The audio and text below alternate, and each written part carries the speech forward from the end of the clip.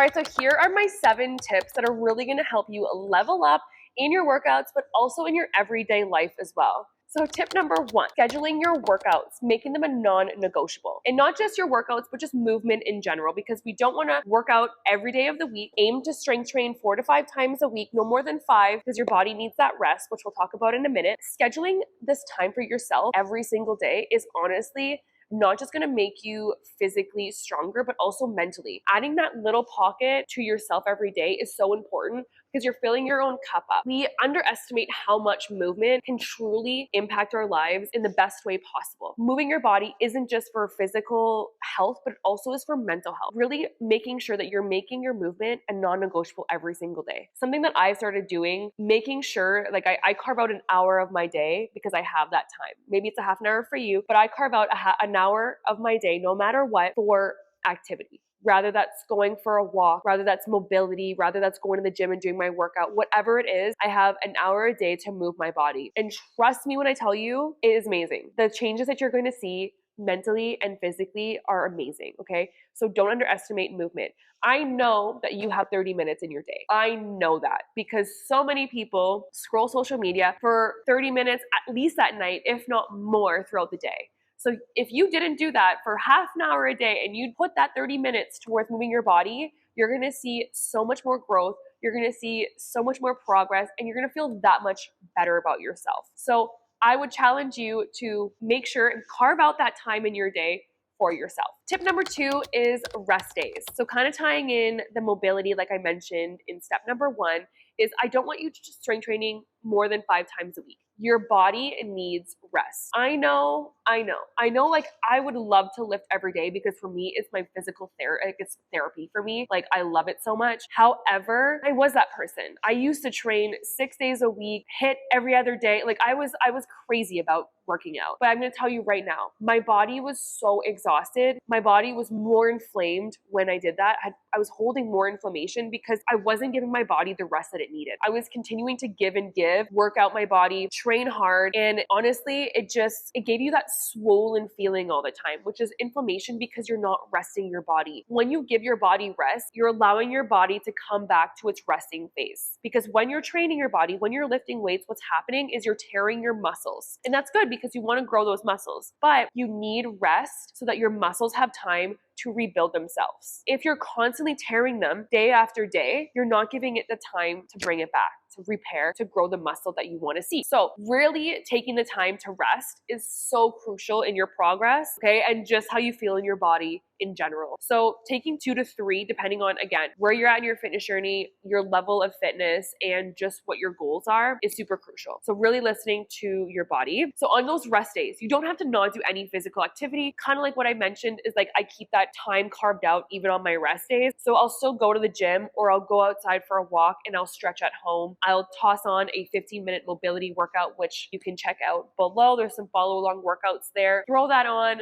go for a 15-minute walk, and there is your half an hour. Got your movement in. Your body is going to love you and you're going to see that much more progress because you stretched it out, felt better, you moved your body, okay? So really making sure that you are respecting those rest days, which is respecting your body as well. Speaking of rest, in your workouts, you'll notice that there is rest times in between of your set. Please respect those. Those are there for a reason. You want to give your body time to recuperate in between of lifting so you have more power to lift properly so that you're not exhausting yourself. So as much as you got to respect your rest days, also respect your rest times in between your sets. Tip number 3 is form. So we want to make sure that we have proper form before we add in heavier weights. Depending on where you're at in your fitness journey, if you're a beginner, I would highly recommend starting with no weight at all and just using your body weight. Trust me, you can get a killer workout in with just your body weight. And it's so important to make sure that you have your technique and your form down, because if you're just going to add in weights and you don't have proper form, chances are you're going to either injure yourself or you're going to learn bad habits. And it's really hard to get out of like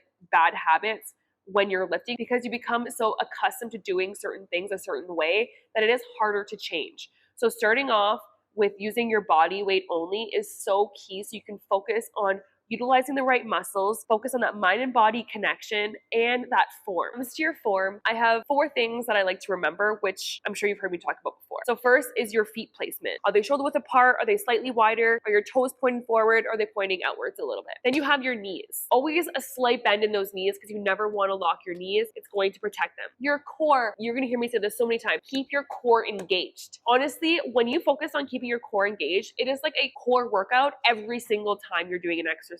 I hardly do core exercises on their own. I just really focus on keeping my core engaged during my workouts. And let me tell you, I have a pretty freaking strong core. So focus on that core. It's also going to protect your lower back. So if ever you feel any pain in your lower back, for example, in good mornings or RDLs, because you're not keeping your core engaged enough, okay? So really focus on keeping that core engaged. And number 4 is rolling those shoulders back. You don't want to have those shoulders up to your ears. You want to have them nice and relaxed. So that way you're focusing on the proper form and you're not using those traps at all. So those are my 4 pieces of a form check, is what I like to call it.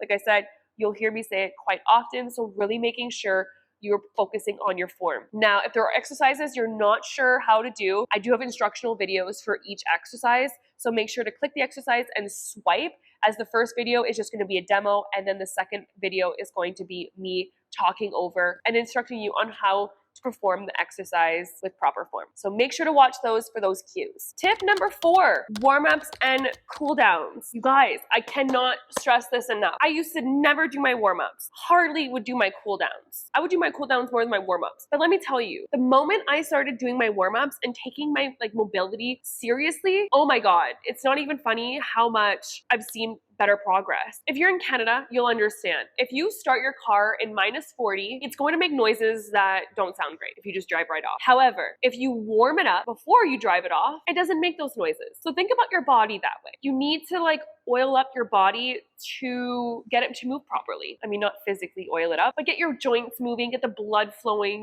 get your heart rate going, all that kind of stuff. It is so important, and it's crazy how much better progress you will see in your workouts, especially in your hips. Truthfully, we hold so much tension in our hips, so much stress, especially if you're someone who also sits a lot for work. We get so much stress in our hips. So really taking the time to warm up is honestly going to be so much better for your squat, for your lower body days, and also upper, just everything, okay? So take the time. Now, I decided to do things a bit differently for this app. You'll notice on the workouts, there are 3 exercises to warm up and 3 to cool down. I would highly recommend at least doing those 3 warm-ups and 3 cool downs. But if you really want a full-on blown warm-up, there are some follow-along ones down below as well that you can find, which you'll see as well. So totally depending on how much time you have, what you feel like doing, but please do the 3 that are at the beginning of each workout. Again, these are not there for fun. These are there to really help you and help you see more results in your workout. And of course, your cool downs. Why are cool downs important? Is because, like I mentioned earlier, when you're working out, you're tearing your muscles, small tears in those muscles, because when they rebuild,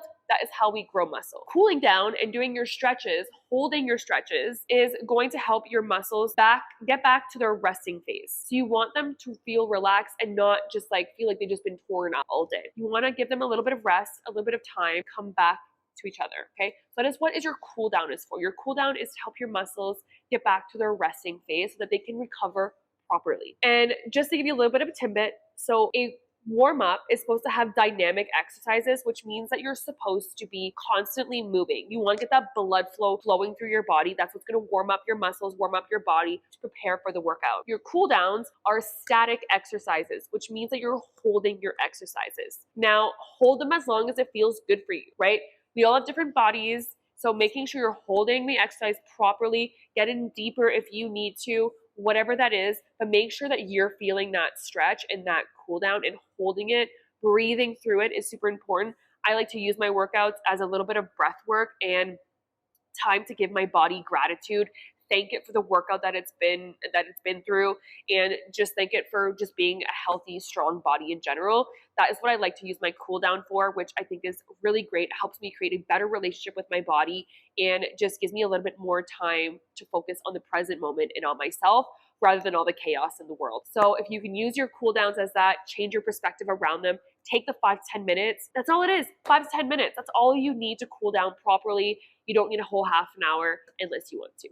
All right, so tip number 5 is progressive overloading. So this is super important. Of course, if you want to see some muscle growth, if you want to see more definition in your workouts, there are different ways though that you can do progressive overloading. We have pulses. You can add pulses to your workouts. You'll see that I've added some of them in there, but you can also add a little pulse for yourself if you're feeling a little bit cheeky and you want to add an extra burn in there. You can do iso holds. Iso holds are when you're holding an exercise for a little bit longer when your muscles are under tension. That way you're using those muscles a little bit more after they've been exhausted. So you're utilizing those muscles a little bit more, making them a little bit stronger. Tempo is another way that you can progressive overload. So slowing down your movements, okay?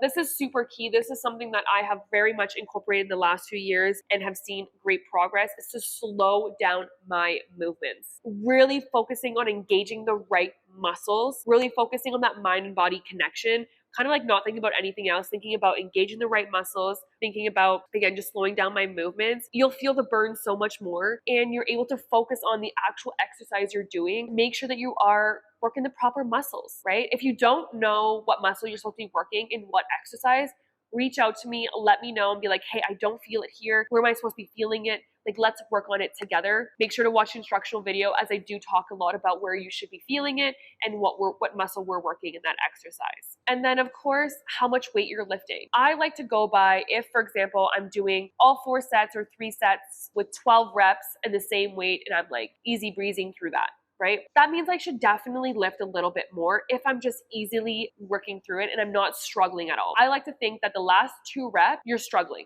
You're not going till failure, but you're struggling. Like, you might have 2 more reps in you and that is it, okay? So if you have 12 reps, like rep 11 and 12 should be like you're on the struggle bus a little bit, like you're feeling your muscle work. Maybe you got a little bit of a shake going on. Like, that should be a clear sign to you that you are lifting enough. If you're just like, okay, I'm doing all 12 and I can probably do like 4 more reps, then that means that you're not lifting heavy enough. However, it is not for every exercise that you should be lifting till almost failure. For example, like lateral raises, you guys, I've been lifting 7.5s, 10s for years. This is not an exercise that I'm aiming to hit a PR in. So just kind of know a little bit of the difference. I find upper body a little bit less challenging in a sense of hitting PRs than lower body. Lower body, you definitely have bigger muscles to work with as opposed to upper body. And as a female, I'm not someone who wants to crush out PRs in upper body all the time. Certain exercises, absolutely. Lower body, though, I'm all keen to lift up as much as I can. Again, totally depending on your goals as well and what kind of PRs you want to hit. But lifting proper weight, I highly recommend your last 2 reps being a little bit more difficult. So you're actually lifting to challenge yourself and to see the progress. Tip number 6, how you fuel your body. Okay, this is so important. I don't want to say fitness is the easy part, but fitness is an easier part in the sense, like, it's fun to work out, it's fun to do that kind of stuff.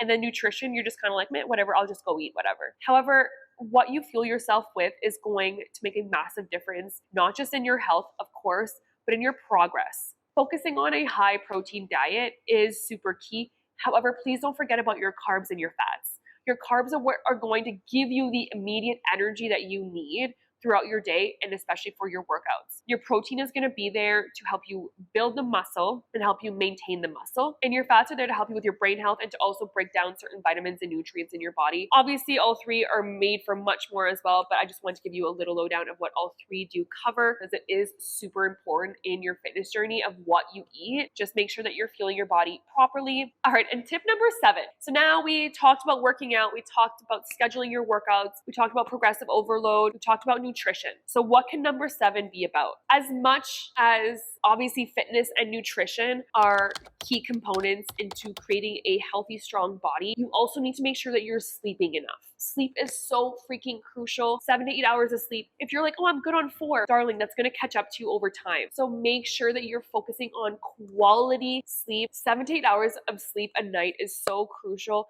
not just for you to recover from your workouts, but it's there for your digestive system to relax, to rest, to reset itself for the next day. It's there for your brain health to shut down, to just, like, again, reset, do what it needs to do so you can feel better the next day. So just make sure that you're focusing on quality sleep. So there is sleep, stress. Stress is a massive one. Stress will eat you alive.